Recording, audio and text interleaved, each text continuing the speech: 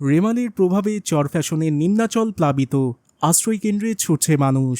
ভোলার চরফ্যাশনে ঘূর্ণিঝড় রেমালের প্রভাবে রোববার দুপুর থেকে থেমে থেমে হালকা ও মাঝারি বৃষ্টি হচ্ছে। নদীর পানি স্বাভাবিকের চেয়ে 4 থেকে 5 ফুট বৃদ্ধি পেয়েছে। এতে উপজেলার নিম্নাচল প্লাবিত হয়েছে। প্লাবিত এলাকার লোকজন ইতোমধ্যে আশ্রয়কেন্দ্রে যেতে শুরু করেছেন।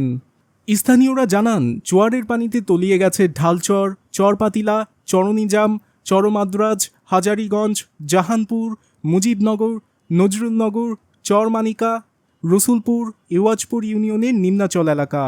এসব এলাকার কেউ কেউ নিরাপদ আশ্রয়ে যেতে পারলেও বেশি সংখ্যক মানুষ রয়েছেন পানিবন্দী।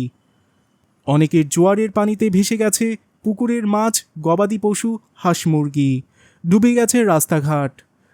পরে ডুবে গেছে, আপনার চকি থেকে 4 আঙ্গুল ভাগ আছে, ঘরের খাট এবং কি চকি থেকে 4 আঙ্গুল ভাগ আছে। আজকে তো কোনো রান্না বান্না হয় নাই না? না না, আজকে কোনো রান্না বান্না হয় না। চুলা টুলা যেমন যা আছে সব ডুবে গেছে। বন্যা আমাকে গরু গেছে গিয়া, এবারে আসমুখে গেছে গিয়া, এবং বিটা বাড়ি ভাঙ্গা ছিড়া গেছে, পুষ্কুনি ছিড়া গেছে। তিন কাল লিয়ে গেছে গিয়া, এবং দক্ষিণ পাশের ঘরের অর্ধেক লিয়ে গেছে গিয়া, আর সামনের ঘরের অর্ধেক লিয়ে গেছে গিয়া, অর্ধেক লিয়ে গেছে গিয়া।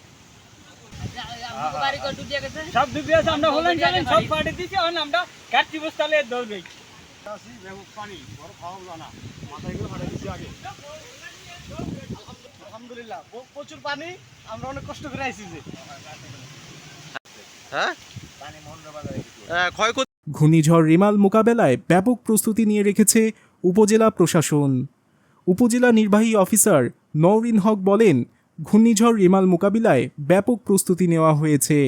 আপৎকালীন সময় সার্বিক যোগাযোগ রক্ষায় কন্ট্রোল রুম খোলা হয়েছে। 165টি আশ্রয়কেন্দ্র প্রস্তুত রাখা হয়েছে। সেখানে 2 লাখ লোক আশ্রয় নিতে পারবেন। 21টি মেডিকেল প্রস্তুত রাখা হয়েছে। এছাড়া দুপুরে চরমানিকা ইউনিয়নে আশ্রয়কেন্দ্রে আশ্রয় নেওয়া 150 পরিবারের মাঝে শুকনো খাবার বিতরণ করা হয়েছে।